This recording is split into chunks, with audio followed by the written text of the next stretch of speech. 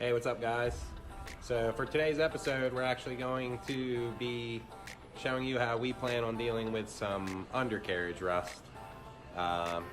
When we had the car up yesterday, taking the exhaust and drive shaft out, we noticed a good bit of, a little bit more than surface rust under there.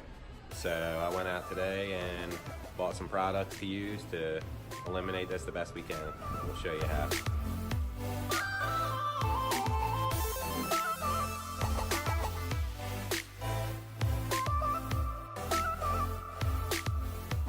So I started with hand tools, just a wire brush and a sanding pad.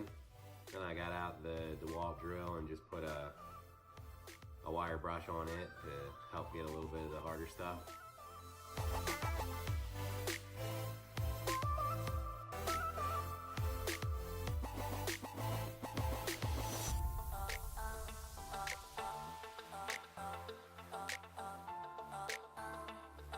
We just cleaned it with a heavy degreaser and carburetor cleaner.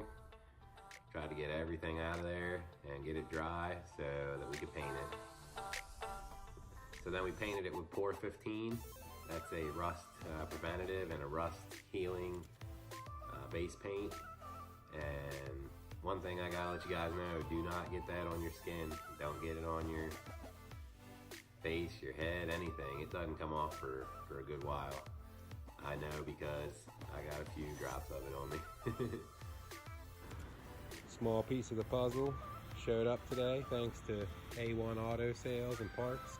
They scored me this 8.8 rear out of the same body style.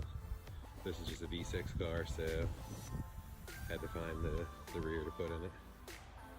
So showed up at my garage, and this is just sitting out back. Thanks A1, appreciate it. Let's get this thing tore down.